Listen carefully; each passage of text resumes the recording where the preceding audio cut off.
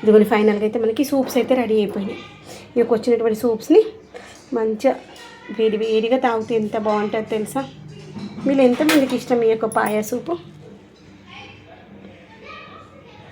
ఇప్పుడు ఈ యొక్క పాయతో కర్రీ చేసుకుందాం. ఫ్రెండ్స్, గుడ్ మార్నింగ్ అండి. Welcome back to my channel. అందరూ ఎలా ఉన్నారు? నేనైతే చాలా చాలా చాలా బాగున్నాను. మీరు కూడా బాగుండాలని ఆశిస్తున్నాను. అందరూ బాగుండాలి, అందులో మనం ఉండాలని కోరుకుంటూ మీ కవిత. ఈరోజు ఏంటి పాయ కర్రీ చేస్తున్నాను. ఆ యొక్క పాయ కర్రీ కోసం పాయాన్ని ఈజీగా ఎలా క్లీన్ చేసుకోవాలి ఏంటనేది ఈరోజు వీడియోలో చూపిస్తా.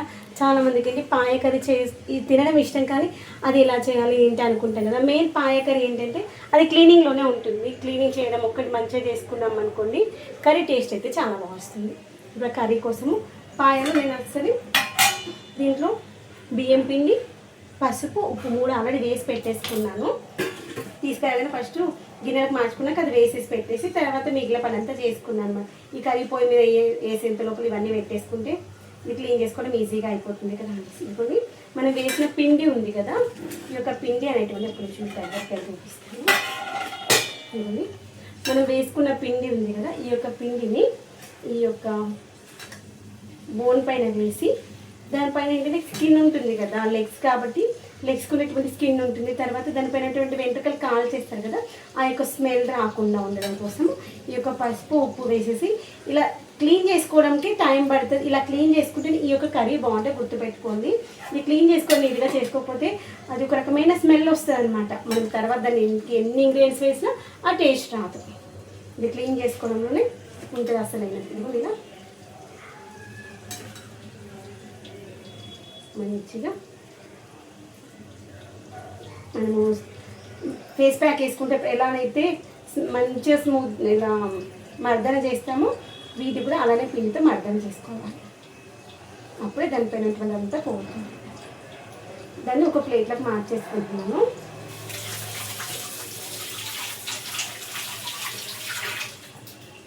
తర్వాత ఇక్కడ నుంచి మటన్ కర్రీకి పొయ్యి మీద పెట్టేసాను అనమాట.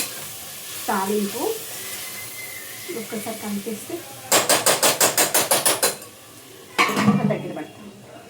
ఇప్పుడు ప్రతిదీ కూడా ఇలానే క్లీన్ చేసేసుకున్నాము. క్లీన్ చేసుకున్నాక మళ్ళీ కలుస్తాం. ఇదిగోండి ఇక లాస్ట్ బోను. ఇదిగోండి దీన్ని కూడా సేమ్ ఇలానే మంచిగా మసాజ్ చేస్తే దానికి ఉన్నటువంటి వెంట్రుకలు అంతా పోయి ఆ యొక్క కాల్చిన ఫ్లేవర్ కూడా రాదు, వెంట్రుకలు కాలిపోయిన స్మెల్ కూడా రాదు. కొంచెం పిండి ఎక్కువ వేసుకుంటే ఇలా స్మూత్ చేయడానికి బాగుంది. ఇంత పిండి వేసాను ఓకేనా. మళ్ళీ ఒక్కసారి ఇలా అనేసి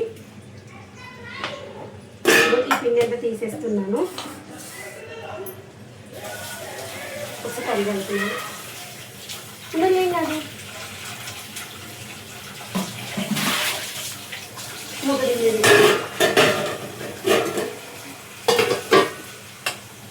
పట్టుకో, హ్యాండ్ పట్టుకో. కలపడి కాదు సరి వస్తున్నారు. మర్చిపోయినా సారీ, మర్చిపోయి.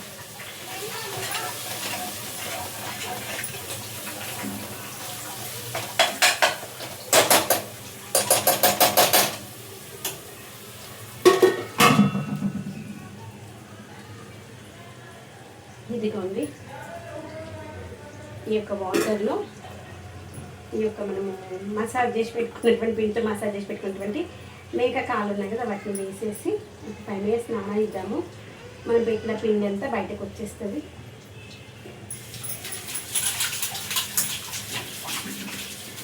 ఓకేనా. ఇలా పక్కన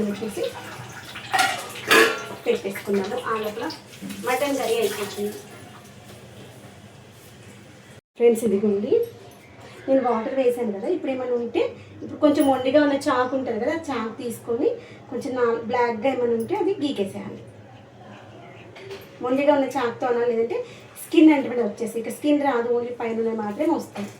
ఈ యొక్క మొండిగా ఉన్న చాకుతో ఇలా అనేసేయాలి. అప్పుడే బాగుంటుంది, గుర్తుపెట్టుకొని. ఓన్లీ పిండితో అన్నా కానీ పోదు. పిండితో అన్నప్పుడు పోయేది కొంతవరకు పోతే రిమైనింగ్ ఇలా మనము గీకేస్తే మిగిలింది పోతుంది.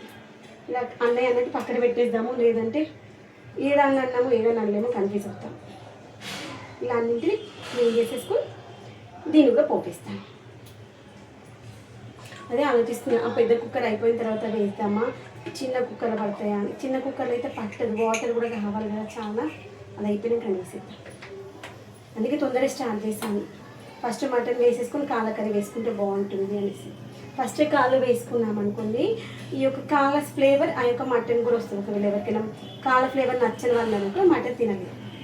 అందుకోసం ఎప్పుడు కానీ ఫస్ట్ మటన్ కర్రీ వేసేస్తా. తొందరగా ఫస్ట్ మటన్ కర్రీ వేసేసుకున్నాక ఈ కాళ్ళు వేసుకుంటాం. ఇది విధంగా అన్నింటిని క్లీన్ చేసుకోవాలి. ఫ్రెండ్స్ ఇదిగోండి, ఈరోజు అయితే పాయ కర్రీ చేస్తున్నాను. పాయను ఆల్రెడీ నీట్గా మంచిగా 2-3 సార్లు కడిగేసి వాటర్ వేసి మూత కూడా పెట్టేసుకున్నాను. దీంట్లో ఆల్రెడీ మటన్ వేసుకున్నాను కాబట్టి దీంట్లోనే పాయ కర్రీ కూడా చేసుకుంటాను. ఇంకా దానికి అడగాల్సిన అవసరం అస్సలు ఏం లేదు. కొంచెం అంటే కొంచెం ఆయిల్ ఎక్కువ అవసరం లేదు, ఇంత చాలు. ఎందుకంటే మళ్ళీ ఆ సూప్ మనం తాగుతాం కదా, అందుకోసమని. ఆవాలు, జీలకర్ర, ఇదిగోండి ఆవాలు జీలకర్ర చిటపట్లు ఆడుతున్నాయి. ఇప్పుడు మనం సన్నగా కట్ చేసుకున్న కరివేపాకు, కొత్తిమీర, పుదీనా 3 వేసి మంచిగా పచ్చి వాసన పోయేంత వరకు వేయించుదాము. ఇక్కడ కొంచెం ఆనియన్స్ వేసుకుందాం, తర్వాత మళ్ళీ వేసుకుందాం. ఓకేనా? ఇక్కడ కొంచెం వేసుకొని తర్వాత మళ్ళీ దీన్ని కర్రీ చేసుకుంటాం కదా, అప్పుడు మళ్ళీ వేసుకుందాం, బాగుంటుంది. ఇదిగోండి, దీంట్లో నేను కొంచెం కరివేపాకు, కొత్తిమీర కొంచెం ఎక్కువ వేసా, కొంచెం ఎక్కువ వేస్తే బాగుంటుంది. తర్వాత కొంచెం కొంచెం అల్లం వెల్లిగడ్డ పేస్ట్,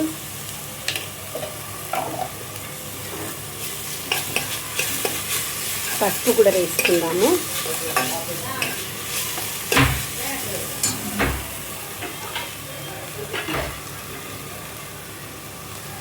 కొంచెం పసుపు వేసుకుందాం.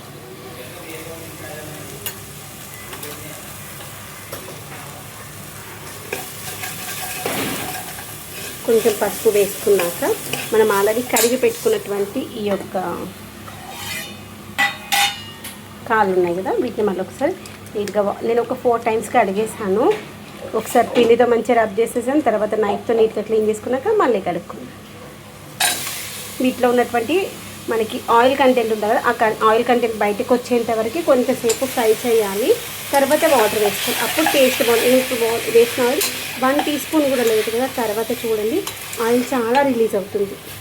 ఎందుకంటే ఈ యొక్క బౌల్స్ నుండి మనకి ఆయిల్స్ అనేవి రిలీజ్ అవుతాయి. దీన్ని మూత పెట్టేసి, మూత పెట్టుకొని కుక్కర్ విజిల్ కాదు పెట్టేసి ఒక 2-3 నిమిషాలు ఉంచాక మళ్ళీ కలుపుకుందాం. ఇదిగోండి పాయ కర్రీ ఎంత కలర్ఫుల్గా ఉంది కదా, ఇంకా కర్రీ రాలేదు. ఇవన్నీ ఇలా మనకి బయటకి కొంచెం షైనీగా వస్తాయి చూడండి పీసెస్, ఆ షైనీగా వచ్చేంత వరకు ఒక 2 నిమిషాలు అన్న తర్వాత ఇప్పుడు దీంట్లో వేయాల్సిన ఇంగ్రీడియంట్స్ ఇప్పుడు వేసుకోవాలి. వేసుకున్నాక మూత పెట్టేసుకోవాలి.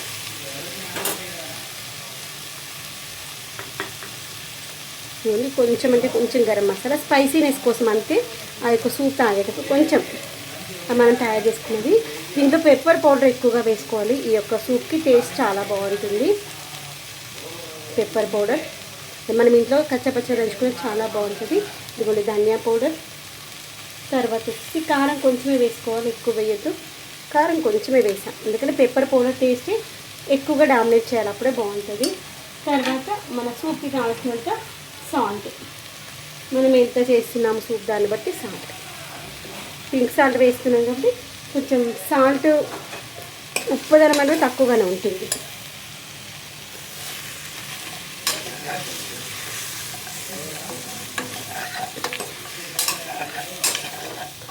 ఇలా మంచిగా కలిపేసి ఇప్పుడు వాటర్ వేసేసి మూత పెట్టేసి ఒక 6 to 7 విజిల్స్ రానివ్వాలి. అప్పుడు ఆ సూప్ అయితే సూపర్గా ఉంటుంది. ఓకేనా? మీలో ఎంతమందికి పాయ సూప్ ఇష్టమో నాకు తెలియదు, కానీ చాలా టేస్టీగా ఉంటుంది. నాకు టేస్ట్ కంటే ముందు ఆరోగ్యం కోసం ఆలోచిస్తానండి. దీంట్లో అది మంచిగా అంతా ఉడికిన తర్వాత ఒక 4 గ్లాసుల వాటర్ పోసుకొని అవి 2 గ్లాసుల వాటర్ అయ్యేంతవరకు మంచిగా మరిగించుకోవాలి. ఒక 6 నుండి 7 విజిల్లు పెట్టుకుందాం. మీడియం ఫ్లేమ్లో, హై ఫ్లేమ్లో పెట్టద్దు, మీడియం ఫ్లేమ్లో పెట్టాలి. ఇంకొక 2 గ్లాసులు వాటర్ పోస్తాం. చాలా టేస్టీగా ఉంటుంది తెలుసా. చోరు గురించేటువంటి మేకకాల చోరువ, మన తెలంగాణ మనం చోరువ అంటాం కదా, ఇంత బాగుందో తెలుసా. చోరువ తీసేసుకొని చోట తాగేసి తర్వాత మళ్ళీ ఆ మేకకలతో కూర చేసుకుంటున్నాం. సూపర్ ఉంటుంది సార్. హెల్త్ కూడా చాలా మంచిది, ఎందుకంటే దీంట్లో ఉండేటువంటి లైక్ జెల్లీ టైప్గా ఉండేది మనకి జాయింట్స్కి చాలా ఉపయోగపడుతుంది అనమాట. మోకాలు నొప్పి అట్లా అంటారు, చాలా మంచి కాల్షియం ఎక్కువ ఉంటుందేమో అనుకుంటున్నాను నేను తెలిసి. ఓకేనా ఫ్రెండ్స్, వేడి వేడిగా ఉన్నప్పుడు తాగేద్దాము, సరేనా.